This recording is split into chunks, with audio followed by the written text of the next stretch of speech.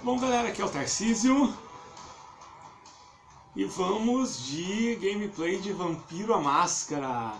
Eu gravei ontem, mas eu exagerei na trilha sonora. Deixa eu ver se dá pra mostrar aqui, né? A trilha sonora estava mais ou menos assim ontem. Aí não dava pra ouvir. Hoje vai ser um pouco mais comedido.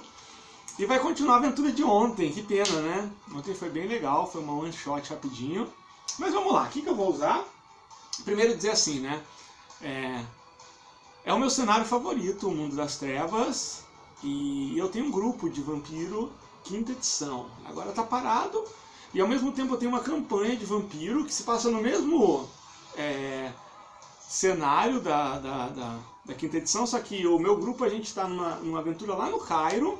Só que essa aventura começou aqui no Brasil. E na minha campanha solo eu foco bastante nessa aventura aqui no Brasil. E já tem 4 anos que eu tenho essa campanha solo. E ao passo que com o grupo eu uso o V5, na minha campanha solo eu gosto de alternar. Então, às vezes eu uso o V5, às vezes eu uso o V20. Já cheguei a jogar com a primeira edição. E toda vez que eu quero uma coisa bem rápida mesmo, eu uso o kit introdutório. Então eu fico passeando porque eu não tenho...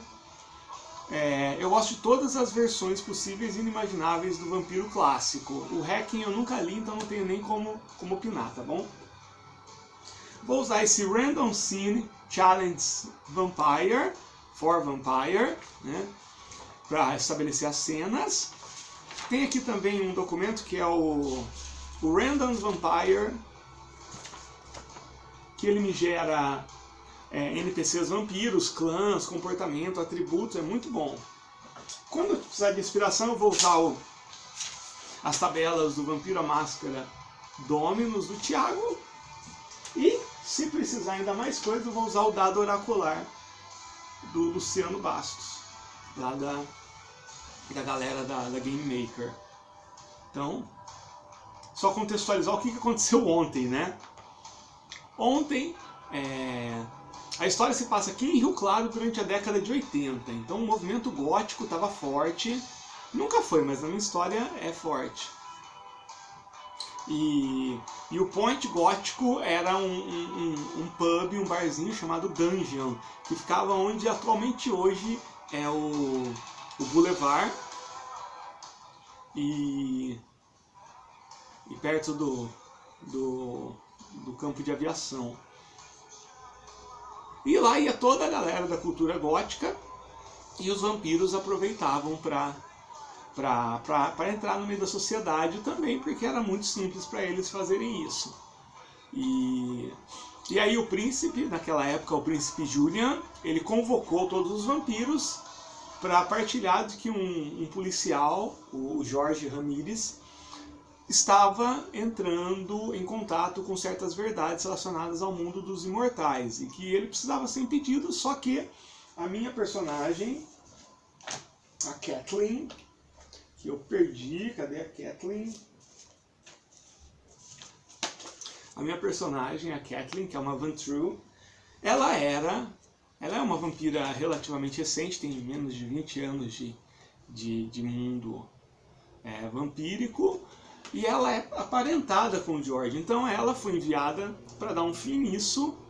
Ela queria contornar a situação de forma que o George sobrevivesse, ela tem alguns laços ainda, só que nisso ela descobre que o Julian também tinha convocado os lobisomens, que são lobisomens. Os lobisomens e os vampiros, eles têm um pacto que dura mais de 300 anos, e esse pacto ele foi mantido por conta dos Changeling, numa história muito louca que não vem ao caso. E o John, o velho John, que é o líder dos lobisomens, ele também foi convocado pelo príncipe Julian para dar um fim no Jorge, no detetive, porque o príncipe sabia que a Kathleen poderia hesitar e tudo mais. No fim, ontem a Kathleen não consegue impedir, e ela prefere manter a obediência ao príncipe. Os lobisomens cuidam do George, que nunca mais vai ser visto, e o problema foi resolvido. A Kathleen sentiu bastante, mas ela continua fiel ao príncipe. Então foi isso que aconteceu ontem. Teve vários outros fatores, mas em linhas gerais foi isso. Agora vamos continuar a partir disso, né? Vamos falar aqui então do que vai ser a aventura. Então, a aventura minha vai começar com a Kathleen. Ontem na aventura apareceu um Ravenous, o Estevão. Né? Então, um dia de chuva, de tempestade, de noite, né? Uma coisa bem nevoada, a Kathleen resolve sair para encontrar com o Estevão, para tentar descobrir o que o Estevão sabe sobre o George, o que o George sabia, por que o Julian, que é o príncipe, decretou que o George deveria ser eliminado, mesmo colocando em risco a máscara com isso. E o Estevão foi, ao passo que a Kathleen tentou salvar o Julian, o Estevão foi na casa do George coletar informação. Então começa assim, ela indo na rua, não tem ninguém na rua, está chovendo bastante, né? Ela vai andando mesmo, lembrando que na década de 80 não dava para ligar, né, no celular do Estevão e falar estou indo aí. Ela vai até o Raven. Então vamos ver se a cena é alterada. Caiu 9. A cena é alterada. Então o que acontece? Eu tenho que buscar alguma coisa que altere a cena. Tenho tabelas aqui que me ajudam, mas eu vou inventar o que pode mudar, né? Ela está indo lá sem esperar interrupção nenhuma. Logicamente uma interrupção acontece. Um vampiro, um grupo de vampiros aborda ela, né? Agora eu vou rolar. Que tipo de desafio será? 5. Average, comparável com o personagem, ou uma dificuldade média. Então, todos os testes que não forem resistidos sem dificuldade 4, dentro das regras do kit introdutório, que seria a dificuldade média, e se for, tipo, o físico da Kathleen contra o físico de outro vampiro, vai ser sempre o mesmo valor, tá bom? E contra a mesma dificuldade. E que tipo de desafio será esse? 2. Ação, desafio relacionado à ação. E aqui eu tenho uma tabela de desafios de ação, caiu 4. Eu não conheço essa expressão, vou jogar de novo. Emboscada, a personagem está em desvantagem. Então ela estava indo lá quando ela foi emboscada por um grupo de vampiros. Existem pouquíssimos vampiros naquela região, aqui de Rio Claro. É uma região que recebe muitas visitas de vampiros de fora. Isso já foi explicado na minha campanha, né? Tem um caixão enterrado nos subterrâneos da cidade que tem certos poderes bastante misteriosos e isso atrai vampiros do mundo inteiro para estudar esse caixão. E ao mesmo tempo ninguém consegue se aproximar desse caixão. Então ela acha que são só mais alguns vampiros são bem jovens. E vamos começar a rolar, né? Uma emboscada. Então eles cercam ela, daquela chuva, aquele raio, pensa no filme O Corvo 1, né? Aquele tipo de clima, né? Bem gótico mesmo, né? A cultura gótica estava bem forte aqui em Rio Claro na década de 80, então isso não chama tanta atenção dos mortais. E eu quero saber se... Cadê o meu dado oracular? Eu sou mestre de perder, né? Vou perguntar se os vampiros, que são em número de 4, eu me imaginei 4, né? Já partem para uma ação agressiva. Não, eles começam a conversar, mas, né, de uma forma bastante intimidadora. E vamos tentar rolar qual que é o tema, né, da conversa. Eles se aproximam, então. São vampiros jovens. Deixa eu perguntar aqui. Não, eles aparentam ter um certo poder e eles todos têm uma aparência assim de pessoas mais maduras, que foram abraçadas numa idade mais madura. Elas parecem da região, assim, elas têm traços... Não, elas tem alguns traços tipicamente europeus. E sobre o que elas falam? Deixa eu rolar na tabela de assunto aqui, das tabelas do Tiago. 4. Inimigo. Eles falam sobre um inimigo. Então eles dizem, né, com sotaque bem carregado, puxado um pouco para algumas línguas nórdicas e tudo mais, eles falam que eles estão aqui atrás de um inimigo, e que talvez seja um inimigo em comum. Aí a Kathleen, minha personagem, ela fala, bom, existem pouquíssimos vampiros aqui, você pode ser mais específico? E tem um líder deles que parece ser o mais velho, né, que é um cara com cabelão, né, uma barbona, ele parece muito, quer ver, visualmente falando, o Jon Schaffer, o guitarrista do Ice the Earth. Esse é minha comparação visual. Então procura aí, né, banda de heavy metal Ice the Earth, dá uma olhada no guitarrista, como ele tinha o visual na década, no começo dos anos 2000, agora ele mudou bastante.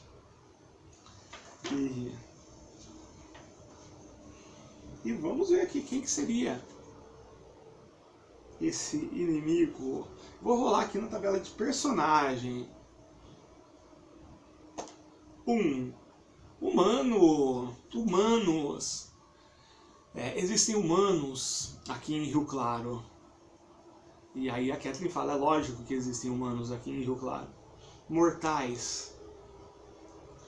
E aí já veio o plot, né? Você pode usar tabelas quanto vocês quiserem, ou você pode aproveitar as inspirações que surgem, gente. O RPG solo é isso. Tem gente que acha que quando usa a própria inspiração, tá meio que roubando, tá deixando de ser RPG e usa tabela para tudo. Nada contra, você pode fazer isso. Mas usa a sua inspiração. O mestre faz isso no RPG. Imagina um mestre que consultasse tabela de 2 em 2 segundos. Né? Então, esse líder, né, o Schaffer, vou chamar ele de Schaffer, né, se identifica como Schaffer, ele diz que existe um grupo de caçadores aqui em Rio Claro, e que esse grupo ele se expandiu e é um grupo muito perigoso para os vampiros. Eu quero saber agora se a Kathleen sabe alguma coisa sobre isso. Ela vai fazer um teste de mental, porque ela é uma vampira recente, então tem muita coisa que ela ainda não sabe da sociedade vampírica. Ela tem 20 anos, então o Julian, que é o príncipe, que foi também o cara que abraçou a Kathleen, ou seja, ela é uma filha, né, do próprio príncipe, e o Julian abraçou porque a Kathleen vem de uma família muito rica da região, e o Julian queria contar com essa influência. A Kathleen tem mental 3. Dificuldade média, então 4, ela vai jogar os dados dela, a parada de dados, se pelo menos um dado cair 4 ou mais, ela tem algum conhecimento sobre isso. Não, caiu 1, 2, 3. Então a Kathleen não sabe nada sobre isso. E a Kathleen explica, né, olha, eu sou uma vampira há pouco tempo, e ela vê, né, vocês são vampiros muito mais velhos que eu, então eu não tenho nem como me opor. Porque a Kathleen é uma pessoa bem prática, ela é muito estrategista e ao mesmo tempo ela é muito honesta. Ela joga na real mesmo se for contra ela. Então ela joga, ela fala, eu sei que vocês poderiam me destruir antes que eu abrisse os meus braços em ataque. Mas eu estou interessada em saber mais sobre isso. E ela pede para acompanhar eles, né? Eles vão permitir? Não. E eles pedem para ela ficar longe. Fique longe do nosso caminho, Kathleen. Fique longe. E nisso eles partem caminhando lentamente, né? Por umas regiões, umas ruelas escuras e tudo mais. E quando a Kathleen olha de novo, eles já sumiram nas sombras e na chuva que cai. E agora, o que a Kathleen vai fazer? Ela vai tentar buscar informações sobre isso, ou ela continua com o plano dela de ir até o Estevão? Ela vai mudar, ela ficou bastante preocupada, ela vai até o Julian, que é o príncipe. Então ela deixa essa questão do Estevão de lado, e ela vai até o Julian para falar, para compartilhar com ele de que vampiros estrangeiros estão na cidade procurando um grupo de caçadores. E ela quer saber se o Julian sabe a respeito disso. E aí começa a nossa segunda cena, que é ela na casa do Julian. O Julian mora na região nobre, que fica bastante próximo ali da Dungeon, onde atualmente é o Boulevard. Numa casa gigantesca, numa mansão que tem muros altíssimos. O Julian, ele é muito influente na cidade. Para todos os efeitos, ele é considerado um empresário de sucesso na cidade. E E ele conseguiu tanto poder porque ele abraça pessoas ricas, de famílias de posse. Vamos ver de qual clã é o Julian. Deixa eu rolar aqui na tabela de clãs. Vamos ver como é que são as características do Julian, né? Idade aparente, que é a idade da morte. Ele é um adolescente. O Julian tem cerca de 17 anos e ele foi abraçado há muitos séculos atrás. Ele é muito poderoso. Que louco, né? Que qual clã ele pertence? 6. Ele é um Tremere, ou Tremere, ou Tremere, ou blá blá blá. Né? Nunca descobri direito como é que se pronuncia isso. Igual que é... Eu ainda gosto, mesmo não tendo no V5, eu gosto muito de trabalhar com aquela questão de natureza e comportamento. Isso eu mantenho, inclusive, no meu grupo de V5. Eu acho que ajuda bastante a construir personagens e NPCs. Eu quero ver igual que é a natureza dele. Deu 6. Child, ele é meio infantil, né? Ele é um cara meio possessivo, meio egoísta. E o comportamento dele... Conformista, né? Ele sempre passa essa imagem de estar conformado com a situação, mas na verdade ele é um cara bastante egoísta e que vai tramando por trás. E ele passa em cima de todo mundo, não por maldade, mas por essa questão desse egoísmo meio infantil de achar que tudo gira ao redor dele. Ele é um cara muito poderoso, né? Ele foi abraçado por uma vampira bastante antiga e ele tem bastante poder.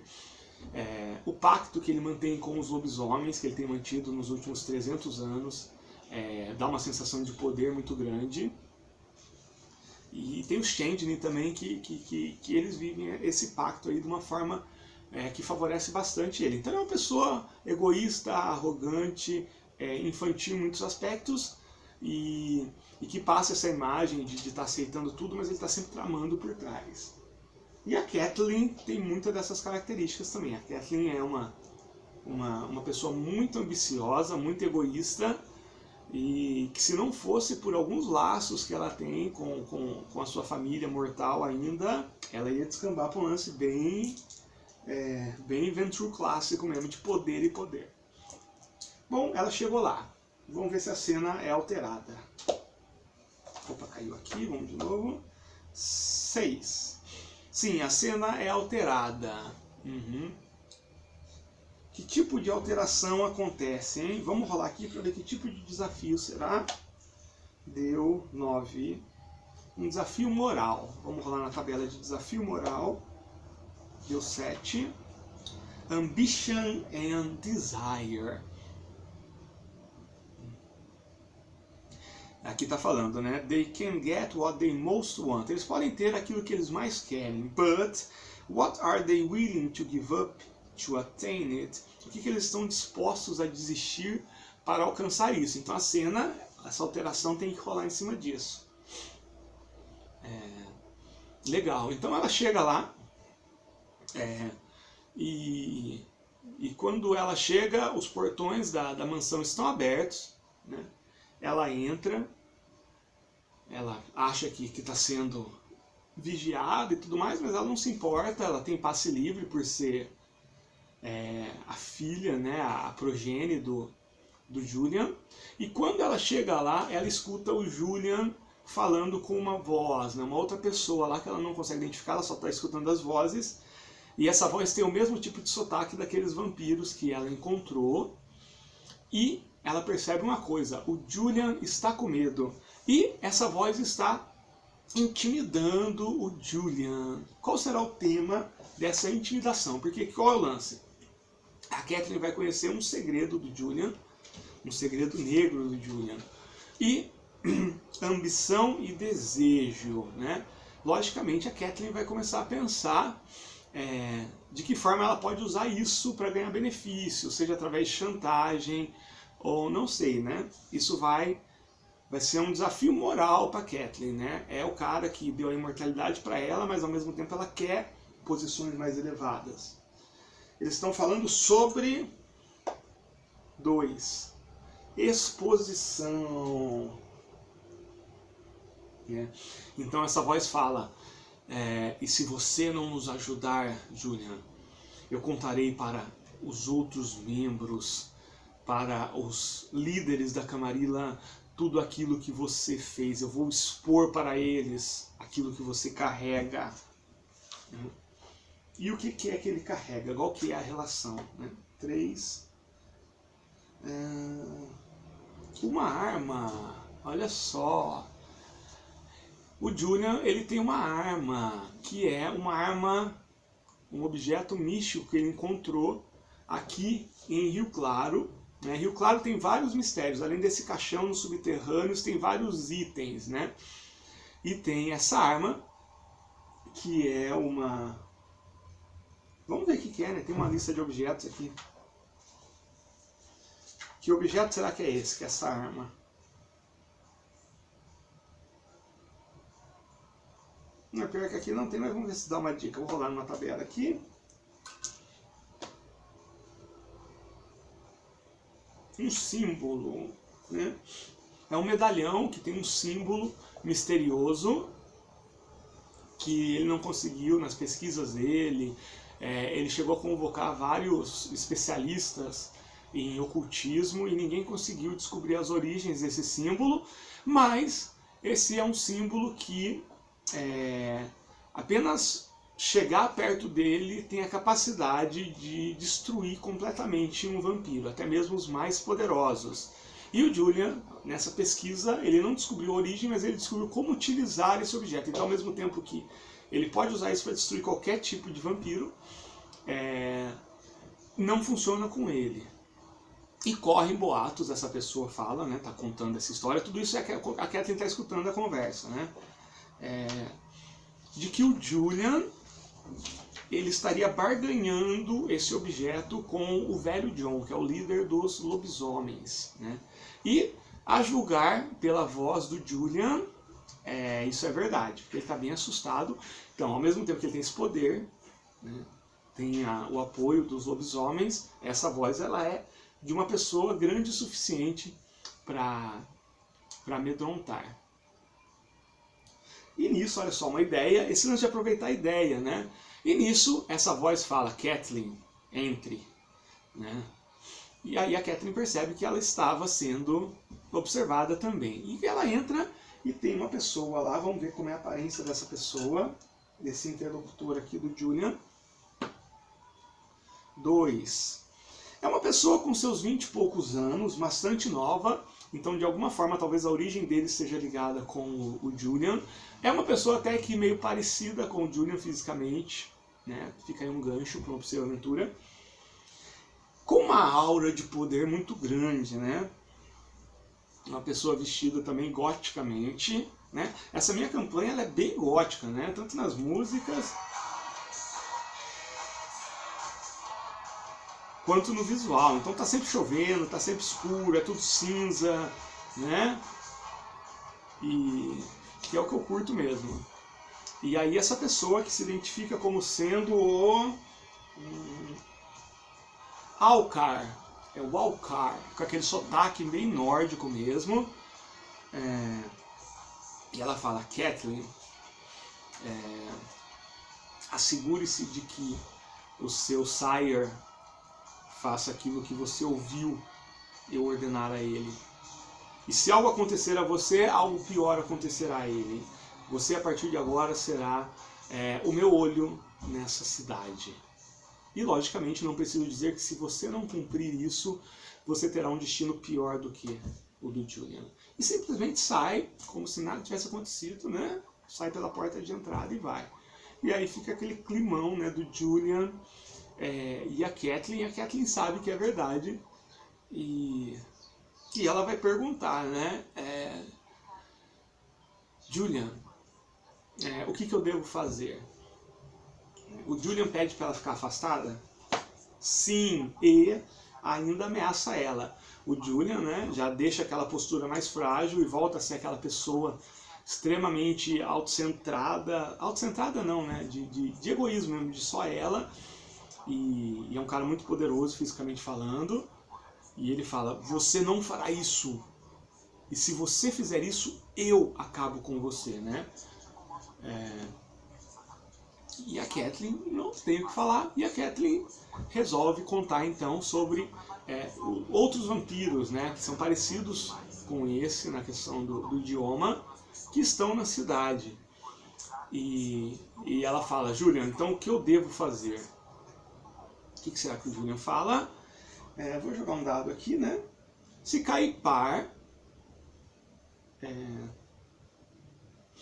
ele vai pedir para ela procurar o objeto, trazer o objeto, ir no lugar onde está o objeto e trazer para ele. Se cair ímpar, ela vai pedir para ele vai pedir para ela ir atrás desses outros vampiros, né, para saber mais sobre esse grupo de caçadores que existe. Então, ímpar objeto, par. Oh meu Deus, eu tenho um problema com isso. Vai, esquece tudo que eu falei. Par, ir atrás do objeto. Ímpar, ir atrás desses vampiros que estão atrás dos humanos. Caiu par. Então, o Julian pede para ela ir atrás desse objeto que se encontra na praça central da cidade, onde tem os subterrâneos, que são um dos cenários principais dessa minha campanha, né? Os subterrâneos de Rio Claro guardam vários segredos relacionados ao mundo vampírico, alguns milenares, né? E o Julian pede para ela ir até lá buscar esse objeto, né, que fica dentro de uma caixa, e ele fala: não abra de forma alguma essa caixa, senão será o seu fim. E dá um mapa com a localização, e nisso termina essa primeira parte aqui, para não ficar muito longa. E a Catelyn, então, ela sai da casa, da mansão do Julian, e ela começa a bolar um plano. Não necessariamente ela vai fazer isso. Agora ela tem algumas opções. Ou ela pode realmente fazer isso, só que se ela pegar o objeto, né, ela está pensando em entregar para esse cara, né, pro Alcar. Ou ela entrega para o Julian, ou ela guarda para ela mesma e tenta descobrir a forma de usar. A Catelyn, ela é uma pessoa muito estrategista, então ela está bolando o que fazer. Eu ainda não sei o que ela vai fazer, eu vou decidir isso, então fica para uma parte 2 aí, que vai sair hoje mesmo ainda, tá bom? Até daqui a pouco.